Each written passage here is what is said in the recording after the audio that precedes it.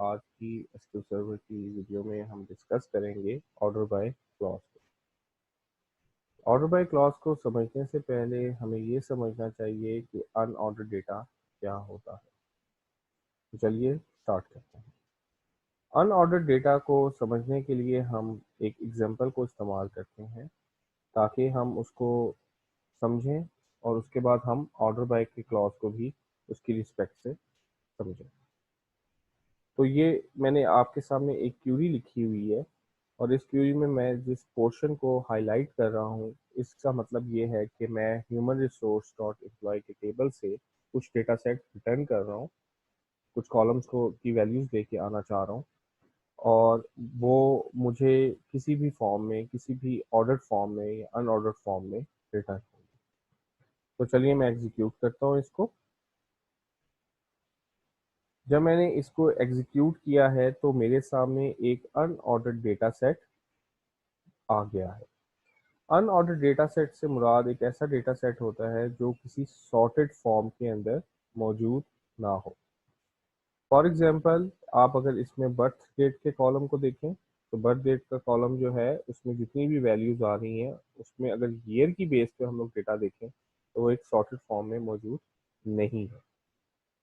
ज़्यादा granular level पे अगर इसको देखें तो आप इस तरह से समझ सकते हैं कि रो नंबर 1 में बर्थ डेट में वैल्यू दी हुई है 1969 ईयर के।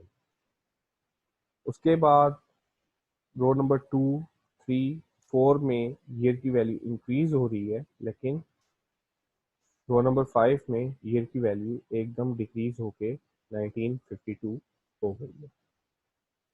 इसी तरह से आप किसी और कॉलम में भी अगर वैल्यू देखें तो वो सॉर्टेड फॉर्म में आपको नज़र नहीं आएगी। आपको जब भी डेटा को सॉर्टेड फॉर्म में लेके आना है उसके लिए आपको यूटिलाइज करना पड़ेगा ऑर्डर बाय के क्लॉज को। ऑर्डर बाय के क्लॉज को यूटिलाइज करने के लिए आप एक चीज़ को हमेशा माइंड में रखिएगा कि आपको किसी पर्टिकुलर कॉलम की बेस पे डेटा सॉर्टेड फॉर्म में दिखाना है।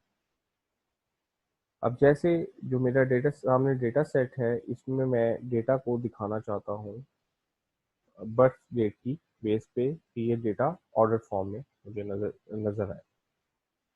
तो मैंने अपनी सिलेक्ट की स्टेटमेंट के बाद आफ्टर फ्रॉम क्लॉज यहाँ पे एक ऑर्डर बाय का क्लॉज लिख दिया और इसमें मैंने वो वाला कॉलम प्रोवाइड किया है जिस कॉलम की बेस पे मैं डेटा की सॉर्टिंग को देखना डेटा सॉर्ट करके देखना चाहता हूँ।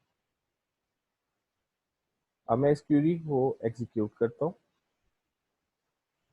तो ये देखें कि डेटा जो है वो बर्थ डेट की बेस पे फुली सॉर्टेड फॉर्म में आपको नज़र आना शुरू हो गया।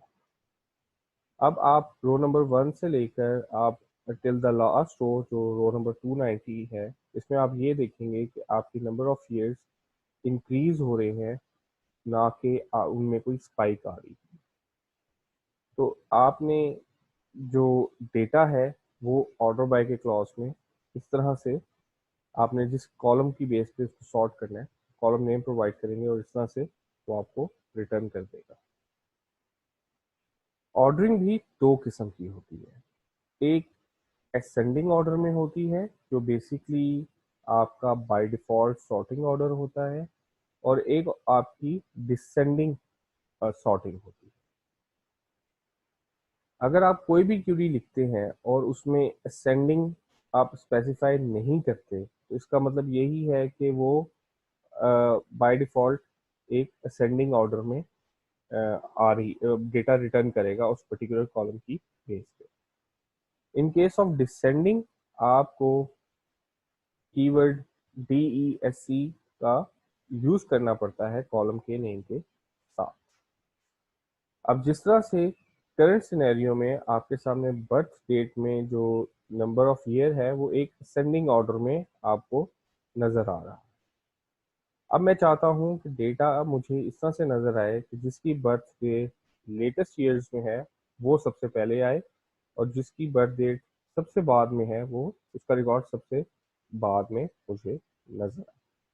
तो उसके लिए मैंने सिंपल ऑर्डर बाय के क्लॉज में बर्थ डेट के साथ डिसेंडिंग यदि ESC का जो है वो कीवर्ड यूज़ किया है, और अब अगर मैं इसको एग्जीक्यूट करूँगा तो ये मुझे डेटा एक डिसेंडिंग ऑर्डर में शो कर रहा है।